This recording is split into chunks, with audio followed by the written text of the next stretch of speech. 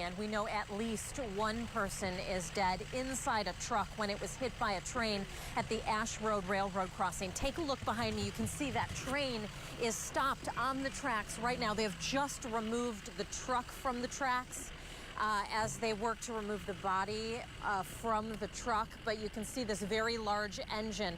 The collision happened about a mile west of here at the Ash Road Railroad crossing, and the train actually pushed the truck about 0.8 miles down the tracks east into Elkhart County. Right now they've got the road closed, Lincoln Way, also Old 33 closed from State Road 19 to Ash Road. Initial reports are that the truck actually drove around the railroad crossing arms, and that's likely what caused the collision. Again, it is unclear how many people were inside the truck, but we do know at least one person is dead, and the coroner is on scene right now. They're continuing to investigate. They're working to get the scene cleared, but I'm told this road, Old 33, also Lincoln Way, likely going to be closed between State Road 19 and Ash for quite some time. Again, at least one person dead in this truck train accident here in Elkhart County. We're continuing to follow it. We'll have more updates throughout the morning here on WSBT. Live here in Elkhart County, Kristin Bien, WSBT 22 News. Well, and it's falling during a really bad time. This is the morning commute on a Monday after a holiday weekend. The roads are not good. I'm going to take you behind me this morning. We're on M51 just south of Fulkerson Road here in Berrien County. And you can see that slushy piled up snow that drivers are having to drive through. You kind of can get stuck in a slushy rut, and that makes it really dangerous when you're turning or just kind of driving straight. It was a really rough drive up here in Michigan this morning. And I want to show you kind of what is on the road. It is this wet, heavy, slushy snow. I mean, it's even just difficult to kick around this morning. Good packing snow, though. Look at the stuff on this car. It is, I mean, this is good snowman snow right here, but it's also really bad driving snow. If you're headed out today, you're going to want to give yourself plenty of extra time. Of course, we're seeing lots of school closures coming in. Make sure to go to WSBT.com and you can check those out. There's a list that's growing this morning. We're also seeing a growing list of slide-offs and accidents on the road. We're not hearing about anything severe or any major road closures, although there was a jackknife semi on the toll road at the 48-mile marker in the westbound lanes. We're continuing to monitor that, but take it easy on the roads. County dispatchers say it is still early. We're expecting to see more as the day goes on. Live here in Berrien. Yeah, so when your kid comes home with a box that looks like this today, ask them about it. It's got a CPR dummy inside it, training video, lots of good stuff. The idea is, of course, they learn how to give CPR, give life-saving CPR, and then it spreads through the community. I'm with Mike here. He's from InFocus. You're the organization working to train all these kids today. Why'd you decide to do this? Yeah, well, we partnered with the local hospital systems, and we found that while nationally there was a 10% survival rate for victims of sudden cardiac arrest, here in St. Joe County, it was only 5%. So we decided we needed to do something that would have an effect on the entire St. Joseph community. So we brought all the 8th graders in last year for our very first training, trained 1,200 8th graders from the South Bend and Mishawaka Public Schools. This year we're doing it again. We have the South Bend and Mishawaka Public Schools, and we've also added the Catholic schools. So this is the second of 5 years. We're just hoping to keep growing it year over year and have a greater and greater impact. They come here to Four Winds Field. What a beautiful location. Yeah. They're going to be what, right here on the field learning? Right here on the field learning. Yep. They're all getting their own CPR kit, as you said earlier, and we're hoping they'll take that home. There's data that shows that for each kit, there's an additional 2.5 people trained.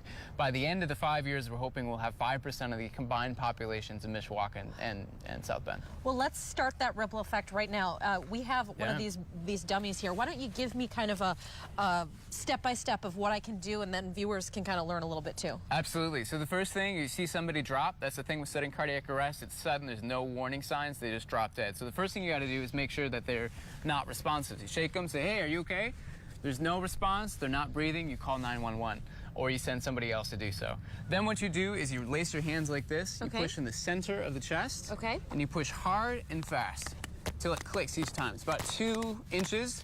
And the speed at which you do it, I think you learned earlier, you can do it to Baby Shark. Yeah, 100 beats per minute. And there are lots of songs you can do it to. Yeah, Staying Alive works too. Hips Don't Lie. We were going to give some props to my son's my son's teachers who love singing Baby Shark. So that's one you can do. So you sing it. All right, baby shark, do do do do do do, baby shark, do do do do do do, baby shark, do do do do do, baby shark, keep going, mama shark, do. And how long do you do it? Because it does get tiring. It does get tiring. You need to keep doing it until help arrives, or you get an AED. An AED is the next critical step in the process of survival because you need to shock the heart back into life.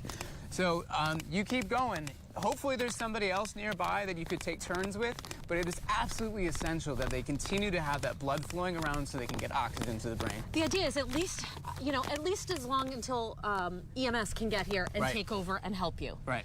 Awesome. Mike, thanks so much. Absolutely. Again, this is happening today at Four Winds Field. Talk to your kids about it if they're 8th graders and attending.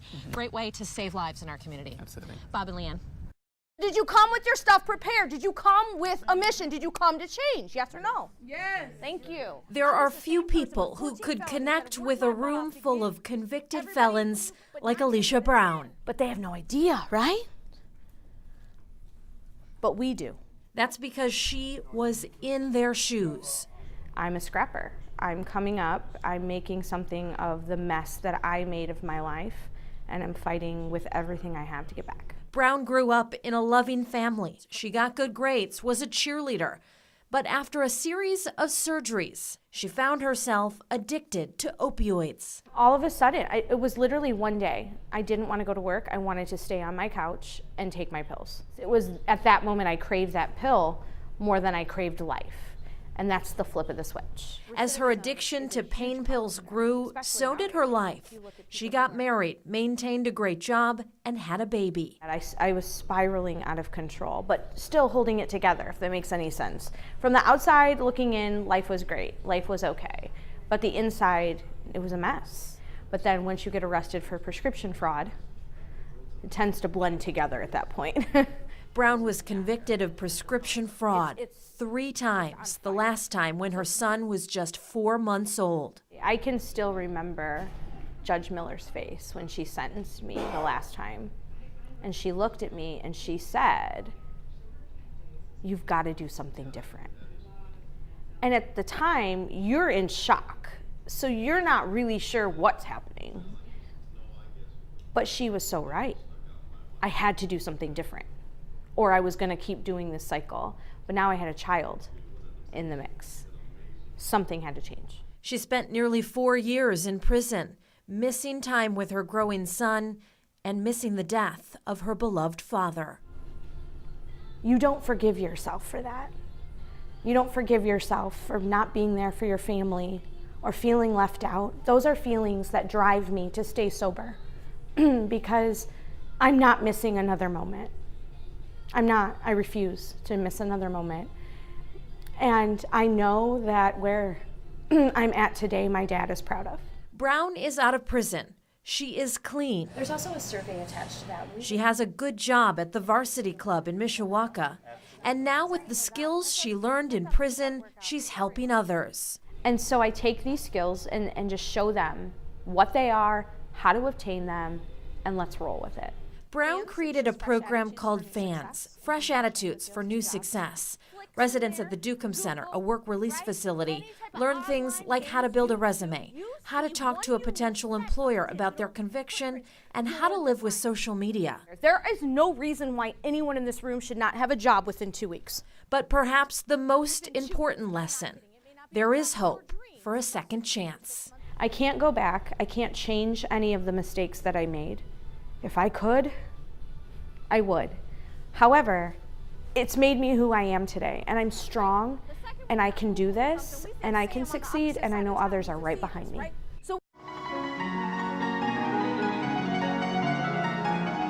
This is Ben Bentley. The 29-year-old is a talented pianist and a heroin addict. Because I didn't understand what I was messing with, I very quickly found myself immersed in this life that I didn't know how to get out of. Me too. He did get out, but it wasn't easy. Growing up, the Granger native worked with kids with special needs, volunteered at his church, and was a dedicated student earning a scholarship to college. His parents worked hard to prepare their kids for achievement, not addiction. It was a beautiful, blessed childhood. They didn't raise their kids to deal with these things. You know, we were I was set up better than that. Bentley was introduced to heroin in his 20s. You know, I compromised my morals and my better judgment, and we all have that intuitive piece of us that knows better. And I heard that voice and I was like, we'll just put that to the side and I'm gonna try this. Bentley fell into the depths of addiction. He has 8 felonies, spent nearly 2 years in prison, and tried to get clean countless times. And I fell right back into it, and I was even worse off than I was originally, and I swore to myself I would never go back to it, and I believed it. And I did find myself there because I didn't understand what it took. What it took for Bentley was inpatient detox, intensive outpatient treatment, and a long-term therapeutic community. Getting clean isn't easy. The first several days after an addict stops using opioids can be painful and severe. You're freezing, but you can't stop sweating and you're just in a pool of sweat. It feels like ants are crawling under your skin, like food poisoning times 10. So then you start to lose your mind because you haven't slept and you've had to experience, 72 hours or more of straight pain like this. Because of that, relapse rates are high. For those that have the disease of addiction, it is highly, highly unlikely that they will be able to stop on their own without medical care. That's why experts like IU South Bend professor John Gallagher recommend medication-assisted treatment. Through the use of medication like methadone or buprenorphine, some addicts can wean themselves off the opioids they're addicted to. So yes, we are trading one drug for another to improve the individual's quality of life and the overall health of a neighborhood and a community. And while Gallagher says it is possible for some people to get clean without medication, it is highly, highly unlikely.